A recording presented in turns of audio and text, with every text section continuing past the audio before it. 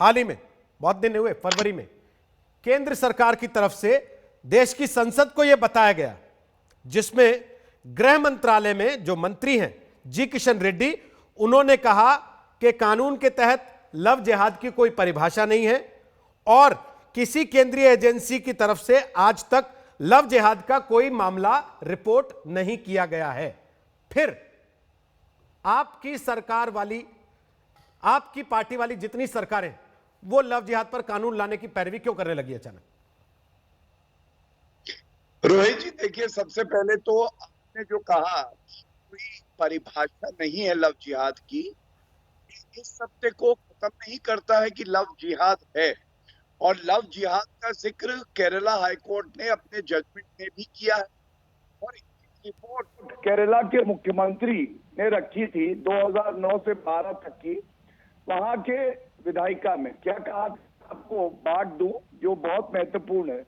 उन्होंने कहा था कि एक अध्ययन करने के बाद 2670 मामले आए हैं जहां पे महिलाओं का अपना धर्म छुपा के धर्म परिवर्तन कराया है। ये क्या जबरन धर्म परिवर्तन कहेंगे या धोखे से कहेंगे? और इसमें 2200 ऐसी हिंदू महिला थी जिनका धर्म परिवर्तन इस्लाम में हुआ है। अगर आपने किसी के साथ धोखाधड़ी करी है और इस पे कुछ प्रदेश एक पहल कर रहे हैं कि कड़ा कानून आए, तो किसी को आपत्ति क्यों होनी चाहिए? भाटिया जी, एक तो आपकी पार्टी की जितनी भी सरकारें अलग अलग राज्यों में हैं, वो फिर अलग अलग कानून के लिए क्यों काम कर रही हैं? क्यों नहीं एक साथ एक ही टीम बन गई जिसने कानून का ड्राफ्ट किया और सब राज्य मिलकर उस पर सहमति दे देते, जहां जहां आपकी सरकार है कम से कम वो लागू कर लेते उसको? इसके लिए आपको थोड़ा संविधान का अध्ययन करना पड़ेगा। देखिए, हमारे यहाँ संघीय ढांचा है और जो प्रदेश की विधायिका होती है ना, इसका भी अधिकार है कि वो अपना कानून ला सकती है कुछ क्षेत्रों में। और अगर वो अपना कानून लाती है और वहां की परिस्थितियों के हिसाब से लाती है, कितना कड़ा होगा, सजा कैसे होगी, किस तरह से बाकी प्रावधान होंगे, तो इसमें किसी को आपत्ति क्यों हो? धोखाधड़ी से प्रारूप शादी करने के खिलाफ कानून लाया जाए। क्या देश में पहले कोई कानून नहीं है? नहीं रोहित जी, देखिए कई बार ओवरलैपिंग कानून होते हैं। इंडियन पीनल कोड में इतना स्पेसिफिक कानून नहीं है जो इस मसले को पूरी तरह से हल कर सके। असीम बकार, लव जिहाद होता है, मानते हैं आप?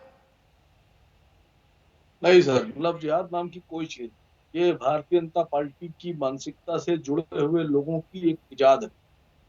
लव जिहाद नाम की कोई चीज।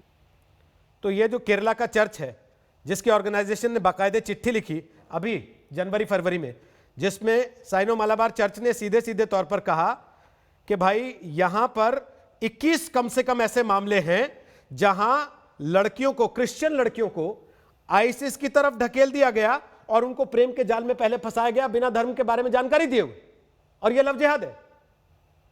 वो तो बीजेपी का नहीं था। हिंदुस्तान में तारा सिंह नाम के एक आदमी पर उसने एक चर्च की, इसकी क्रिश्चियन की फैमिली को, पादरी की फैमिली को इसलिए जला के मार डाला था क्योंकि आरएसएस, विश्व हिंदू परिषद और तमाम जो इस तरह के संगठन थे, वो क्रिश्चियंस के ऊपर यह आरोप लगाते हैं कि वो जो मिशनरीज काम कर रही हैं वो पैसे देकर धर्म परिवर्तन कराती हैं। मसला आज धर्म परिवर्तन नहीं है, जिन लोगों पे खुद ये आरोप, असीम साहब मैं दोबारा बता देता हूं, लग रहा है किसी को बिना अपने धर्म की जानकारी दिए प्यार के जाल में उलझाना और उसके बाद शादी के समय पर उस पर धर्म बदलने का दबाव डालना अपना असली धर्म बताकर, इसे लव जिहाद का नाम दिया गया है। हालांकि कानूनी तौर पर यह अभी तक हमारे देश में परिभाषित नहीं है। क्या आपको लगता है कोडिंग करके, कानून बना के इसको परिभाषित किए जाने की आवश्यकता है? देखिए, अक्लमंद आप भी हैं रोहित भाई, मैं भी हूं, यहाँ पैनल में बैठे सब लोग, हमको आपको सबको पता है कि हिंदुस्तान में जो सही कानून बने हैं, ईमानदार कानून बने हैं, उनका गलत तरीके से इस्तेमाल कैसे होता है, ये आप भी जानते हैं। एक दहेज प्रथा है, उसका इस्तेमाल कैसे हो रहा है। अब आपको बताऊं कि हमारे ही देश में लिव इन रिलेशनशिप भी है, और अक्सर ऐसा भी कानून होता है कि 3, 4, 5 साल तक के वो लिव इन रिलेशन में रहे, एक दूसरे की रजामंदी के साथ संबंध बनाए, और उसके बाद में 3 साल 4 साल के बाद लड़की ने जाकर कहा मेरा बलात्कार 5 साल से हो रहा था। सुबह खान बोलिए, इनकी बात पे आपको क्या कहना है? हाथ उठा रही है, बोलिए। जी, रोहित जी, देखिए सबसे पहले तो मैं ये बोलना चाहती हूँ कि आम को आम ही बोला जाएगा, संतरे को संतरा ही बोला जाएगा। अगर जिहाद है तो उसको जिहाद ही बोला जाएगा। अगर आप उस चीज से ऑफेंड हो रहे हैं तो जाके अपने समाज को साफ करिए और इस्लामिक स्टेट बनाने की और गजवाए हिंद की जो थ्योरी है जो हमारे देश को सदियों से बांट रही है उस पर जाकर काम करिए, तब बोलिएगा कि नहीं है जिहाद नहीं है। अगर आपको जिहाद पॉजिटिव वर्ड लगता है तो वो पॉजिटिव एक्ट लोगों को करके बताइए, जो एक मुकद्दस आपको एक वर्ड लगता है जिहाद। दूसरी बात दीपक जी, देखिए एक पैटर्न है, एक इंसिडेंट या दो इंसिडेंट अगर हम सोचे हैं तो हम ये डिबेट कर सकते हैं कि है या नहीं है, या डिफाइन होना चाहिए कि नहीं होना चाहिए, या कानून कैसे बनना चाहिए। देखिए ये लव जिहाद कितनी तरह से होता है दीपक जी, कुछ सेकंड्स दीजिएगा। या तो निकिता तोमर की तरह होता है कि लड़की अगर मानती नहीं है कन्वर्ट होने के लिए तो आप दिन दहाड़े उसके दिमाग में गोली मार देते हैं। या अंजना तिवारी की तरह होता है कि आप उसको बहला फुसला के आसिफा बना के शादी कर लेते हैं, और क्योंकि इस्लाम में मल्टीपल शादियां अलाउड है तो फिर आप दूसरी शादी करके उस लड़की को छोड़ के दुबई जाके बैठ जाते हैं। या फिर तारा सहदेव की तरह होता है कि आप रंजीत कोहली बन के मिलते हैं, शादी के बाद बताते हैं कि आप रफीकुल हसन है और फिर उस पर धर्म परिवर्तन का दबाव बनाते हैं। या फिर साहिल सिंह की तरह होता है जो अभी नोएडा में एफआईआर हुई है कि आप लड़की से शादी तो हिंदू रीति रिवाज के हिसाब से करते हैं, लेकिन बाद में प्रेशर बनाते हैं कि नहीं या तो कन्वर्ट हो जाओ वरना उसको ब्लैकमेल करते हैं कि पैसा दो।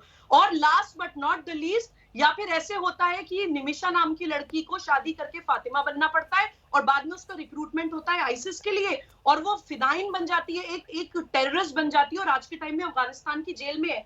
तो ये एक पैटर्न है दीपक जी, और इसमें एक चीज कॉमन है, इन सारी ही तरह में इस्लाम फैल रहा है। कुछ भी हो रहा है, चाहे ऐसे करें चाहे ऐसे करें, चाहे कान ऐसे पकड़ लीजिए चाहे ऐसे पकड़ लीजिए, बन रही है Islamic state.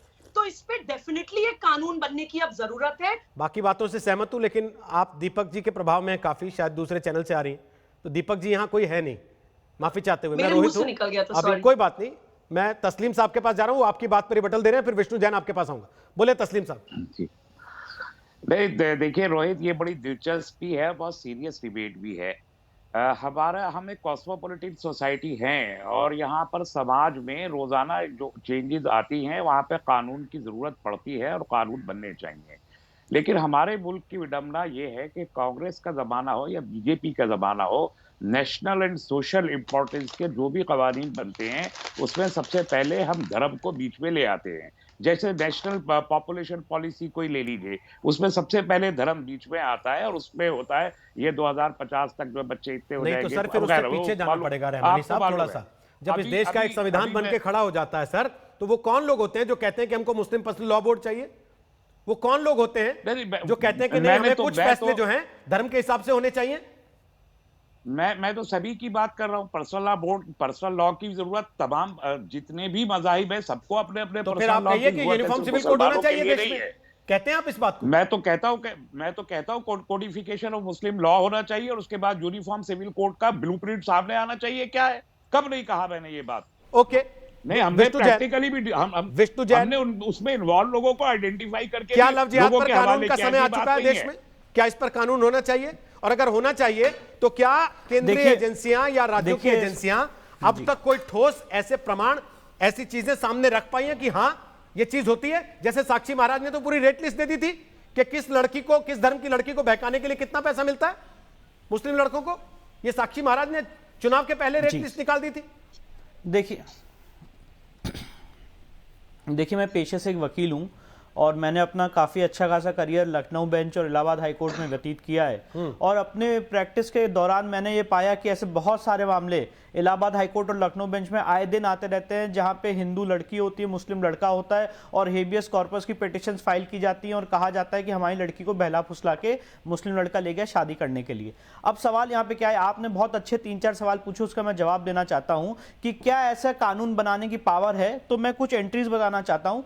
List 1 entry 97, list 2 entry 1 और लिस्ट 3 एंट्री 1, ये संविधान की एंट्रीज और लिस्टेज हैं जिसमें केंद्र सरकार, राज्य सरकार चाहे तो वो कानून बना सकती हैं। और यूपी सरकार में इसमें बहुत डिटेल में माननीय योगी आदित्यनाथ की सरकार ने इसमें बहुत डिटेल में काम किया है। और ये आपके सामने मैं एक ड्राफ्ट बिल रख रहा हूं, ये जस्टिस आदित्यनाथ मित्तल की रिपोर्ट है जिसमें ये ड्राफ्ट बिल प्रपोज किया गया है कि इस कानून का प्रारूप कैसा हो। और ये जो ड्राफ्ट बिल है ये state law commission, UP state law commission ने पेश किया है, जिसमें आपने अभी पूछा था कि क्या कानून का प्रारूप होना चाहिए और कैसा कानून बनना चाहिए। तो उसका जवाब यह है कि अगर कोई व्यक्ति किसी को फ्रॉड से कोर्स करके, अल्योर करके, अनड्यू इन्फ्लुएंस करके अगर शादी करता है तो वो मैरिज नल एंड वॉइड होनी चाहिए, उसका पीनल प्रोविजन होना चाहिए। और अगर ऐसी कोई शादी की बात आती है तो उसके लिए डिस्ट्रिक्ट मजिस्ट्रेट को 1 महीने की प्रायर नोटिस दी जाएगी, और जो प्रीस्ट उसकी शादी करा रहा है वो भी डिस्ट्रिक्ट मजिस्ट्रेट को 1 महीने की प्रायर नोटिस देगा, और वो इंक्वायरी करेंगे कि क्या ये शादी कोई फोर्स, कोवर्जन, अनड्यू इन्फ्लुएंस से हो रही है कि नहीं हो रही है।